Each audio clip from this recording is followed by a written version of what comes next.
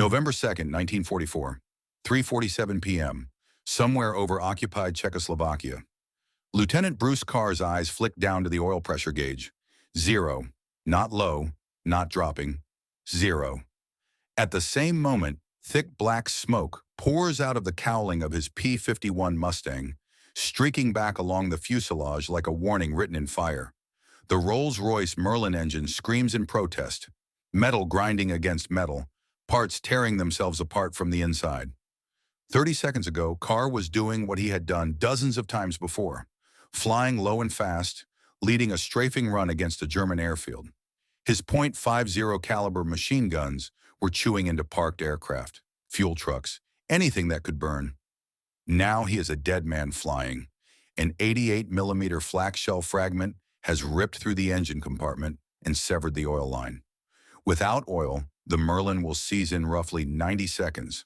When it does, the propeller will lock solid, turning into a 400-pound air brake. The P-51 will stop being an airplane and become a falling object. Carr doesn't panic. There's no time for that. He pulls the canopy release. Cold air slams into the cockpit. He rolls the Mustang inverted, unstraps, and lets gravity take him. The aircraft disappears above him, still screaming, still dying.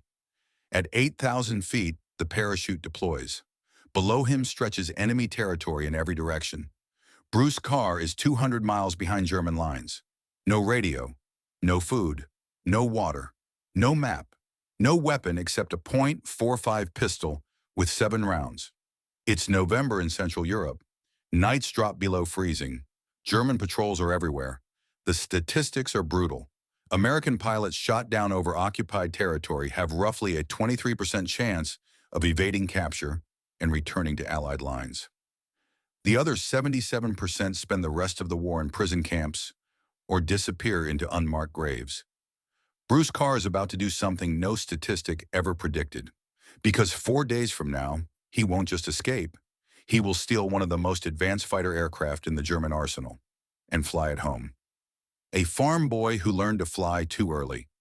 Bruce Ward Carr was born on January 28, 1924, in Union Springs, New York, a quiet farming town where life moved slowly and opportunities were limited.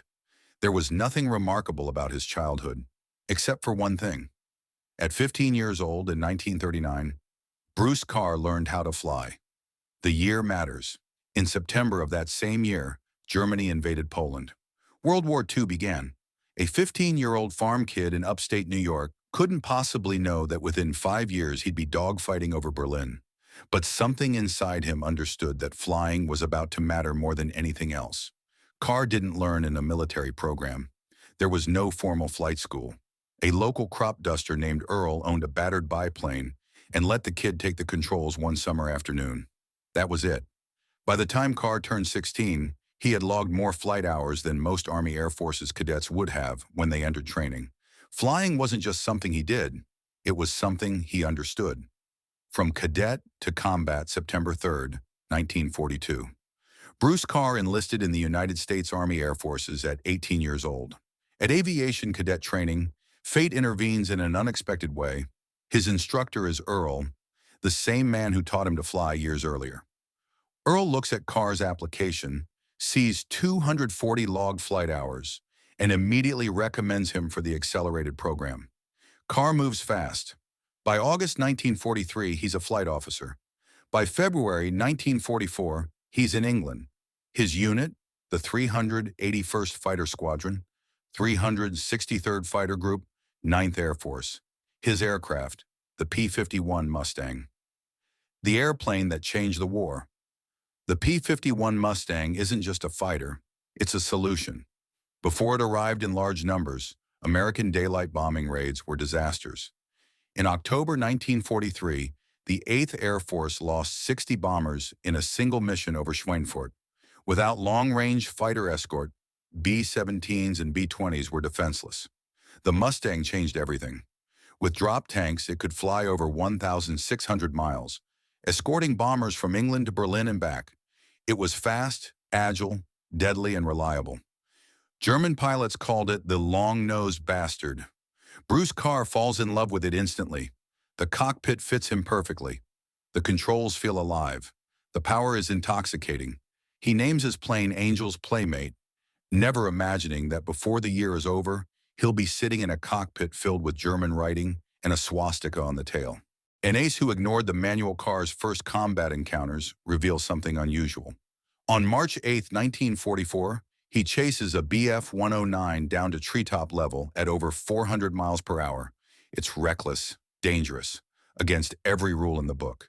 The German pilot panics, bails out too low, and dies. Carr returns to base expecting praise. Instead, his commander reprimands him. That was the most over-aggressive flying I've ever seen. The kill doesn't count, but the moment reveals something important. Bruce Carr doesn't see limits the way other pilots do. By mid-1944, flying with the 354th Fighter Group, Carr is exactly where he belongs. He racks up victories. He protects wingmen. He leads from the front. By October 29, 1944, he has 7.5 confirmed kills. He is officially an ace. 4 days later, everything changes. A lone behind enemy lines. When Carr hits the ground in Czechoslovakia, the landing twists his ankle badly. Not broken, but every step is agony. He buries his parachute and moves. The Germans will search. They always do. Carr does something unexpected. Instead of heading south or west toward Allied lines, he moves north, toward the German airfield he just attacked.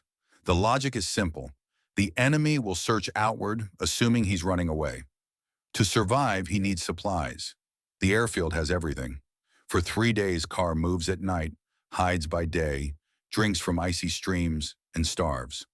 By the 3rd day, his body is consuming itself for energy. On the 4th day, he decides he will surrender. Then he sees it. A Focke-Wulf FW-190, fully fueled, freshly serviced, sitting unguarded. And everything changes. Stealing the butcher bird, Carr has never flown a German aircraft. He doesn't speak German. He can't read the instruments.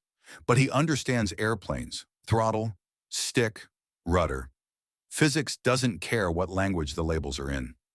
At 3 a.m., Carr runs across open ground, climbs into the cockpit, and figures it out piece by piece. When the BMW 801 engine roars to life, every German on the airfield hears it. Carr has seconds. He shoves the throttle forward. The FW-190 leaps into the air. Bruce Carr is now flying a stolen German fighter 200 miles behind enemy lines. Shot at by both sides, Carr flies west at treetop level, invisible to radar, skimming forests at nearly 300 miles per hour. When he crosses Allied lines, hell breaks loose. American anti-aircraft gunners see exactly what they expect to see: a German fighter. They open fire. Every gun in France seems to shoot at him. The FW-190 takes hits but keeps flying. When Carr reaches his base, the landing gear refuses to deploy. There's no time left. He belly lands the aircraft, sliding across the grass as bullets rip overhead. When the canopy opens, American MPS aim rifles at him. They're expecting a German. Instead, a mud-covered American climbs out. "I'm Captain Carr of this goddamn squadron." No one believes him. The war isn't done with him yet. 5 months later, Carr leads 4 P-51s into 60 German fighters. Every rule says retreat. Carr attacks. In 3 minutes, he shoots down 5 enemy aircraft. His flight destroys 15, 0 American losses. For this, he earns the Distinguished Service Cross. By war's end, he is the last American ace in a day. Ending. What really mattered. Bruce Carr flies in 3 wars, 3 generations of aircraft, over 500 combat missions. When he dies in 1998, his headstone lists his rank and medals. It doesn't mention the stolen fighter. Some stories don't fit on stone, because the real Bruce Carr story isn't about stealing a plane. It's about a man who looked at impossible odds and asked one question: what else can I do? If stories like this matter to you, like this video, subscribe for long-form human war documentaries, and comment below. Should more forgotten heroes like Bruce Carr be remembered? Because history only survives when we refuse to forget it.